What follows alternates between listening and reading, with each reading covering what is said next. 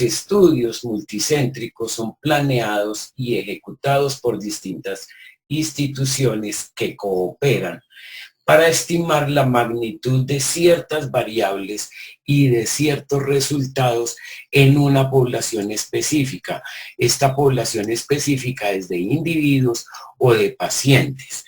De individuos cuando hablamos de estudios poblacionales y de pacientes cuando estamos hablando de enfermedades específicas o de intervenciones en enfermedades específicas, tratamientos específicos, medicamentos, etcétera. ¿Por qué se hacen? Porque muchas veces un solo centro no puede reclutar la suficiente cantidad de personas para llevarlo a cabo.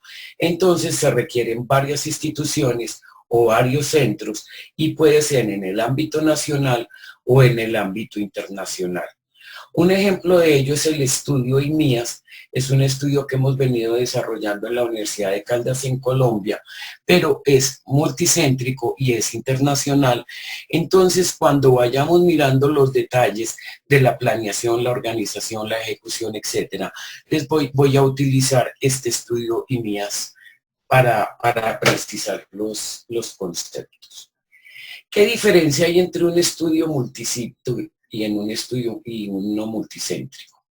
Ambos se llevan en varias instituciones y realizan los mismos procedimientos. La diferencia fundamental radica en lo que dice aquí.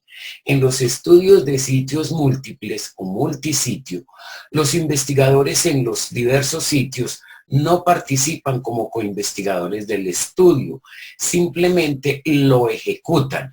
Por ejemplo, reclutan, aplican tratamientos o hacen seguimiento de los individuos o pacientes y por tanto pueden verse como contratistas. Sería el caso en que entonces yo planeo el estudio, yo hago el protocolo y en el momento de desarrollarlo yo contrato a una institución X y le digo, hágame esto en estos tiempos y por esto le voy a pagar. O no le voy a pagar, o le pago en dinero o le pago en especie. En cambio, los estudios multicéntricos, que es el tema que nos ocupa hoy, allí los investigadores de todos los sitios participan como coinvestigadores. ¿Eso qué quiere decir? Que ellos participan en la planificación del protocolo y todos los procedimientos del estudio. Entonces son científicamente responsables de los resultados de este estudio, participan en las publicaciones y en todas las actividades de difusión. Entonces, el estudio multisitio o multicéntrico, cualquiera de los dos, permite recopilar datos de diversos entornos institucionales o poblacionales que generalmente representan una muestra más diversa. No es lo mismo tener solamente pacientes de mi hospital que tener pacientes de 10 hospitales, por ejemplo. Entonces representan una muestra más diversa y generalmente, y valga la redundancia, los resultados son más generalizables, o sea, se aplican a una población mucho más grande.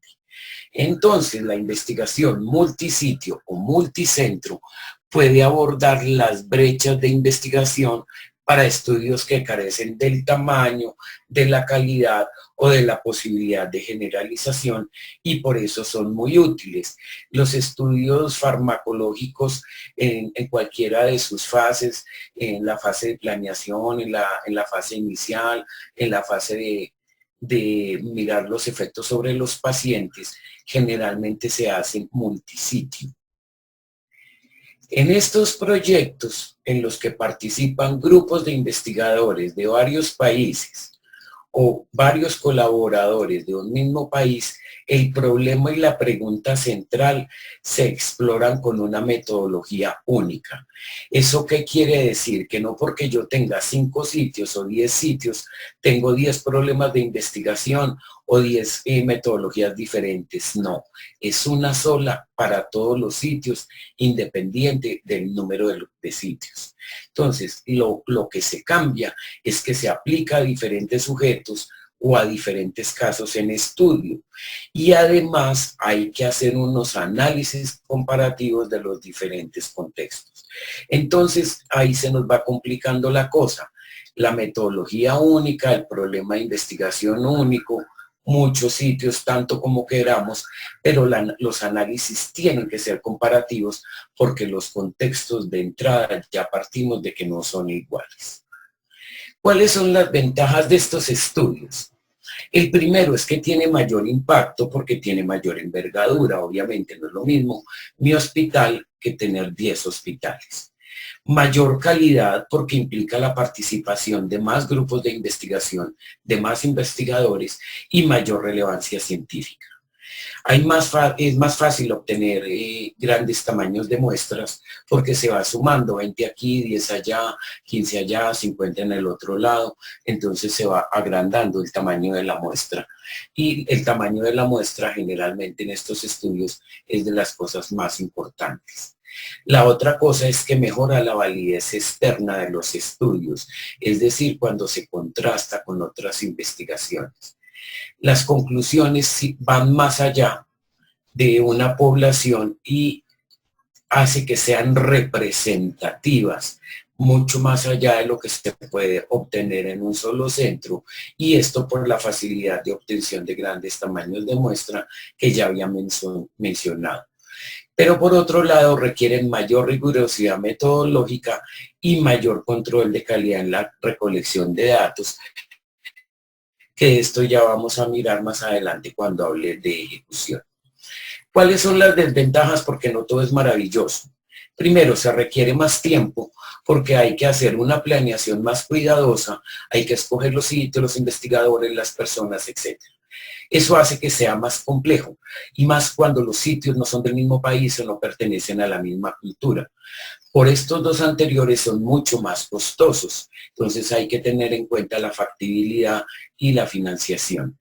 Y otra cosa que complica aún más la vida es que muestras, como son muestras variadas, porque estamos hablando de muchos sitios o muchos países o muchos centros de investigación, esas muestras pueden ser sensibles a factores como la geografía, el estado socioeconómico, las condiciones familiares, y es muy probable que aspectos culturales nos obliguen a abordar las relaciones entre factores y a mirar consecuencias y a mirar resultados de una manera distinta, como vamos a mirar cuando entremos a los aspectos específicos del desarrollo y ejecución de los proyectos.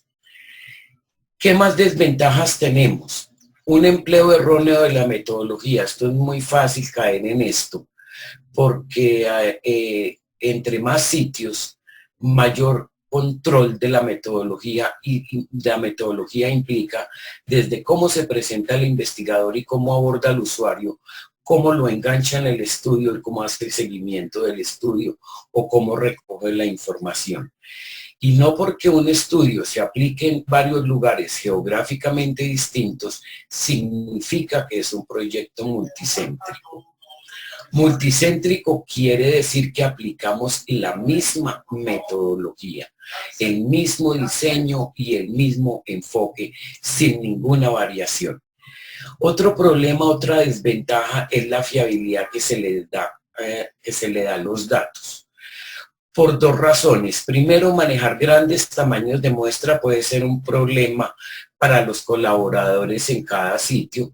Yo me comprometí a reclutar 50 pacientes y llevo 3 meses y no he podido conseguir sino uno. ¿Cómo hago? Entonces se tiende a caer en, hagámosle un esguince a los criterios de inclusión, a ver si logro recoger mi muestra. Y en esos pequeños detalles es que se pierde la fiabilidad del estudio, porque si yo personalmente modifico los criterios de inclusión para hacerlos más laxos, para cumplir con mi cuota, no estoy adherida al protocolo diseñado, entonces la confiabilidad se va a perder. Y la otra cosa es para la gente que maneja los cálculos estadísticos, porque como les dije, muestras diferentes implican poderes estadísticos distintos en las pruebas, entonces hay que tenerlo en cuenta en ese momento. La otra cosa es que hay que cuidar la parte ética. La parte ética, como veremos, hay que tenerla desde la primera fase, que es la idea inicial, hasta la publicación. Y la otra cosa son las bases de datos. Las bases de datos pertenecen al estudio, no se pueden, como lo mandan los comités de publicaciones y los protocolos de ética, pero esas bases de datos tienen que tener un seguimiento y se tiene que ir haciendo un control de errores desde la ética. ¿Y por qué está planteado desde la ética? Porque no es ético que yo lleno un cuestionario para cumplir, que yo lo lleno a mano o que yo me invento las respuestas o que dejo preguntas sin responder, porque entonces el proceso metodológico, la fiabilidad y el aspecto ético están comprometidos y mi proyecto está condenado al fracaso.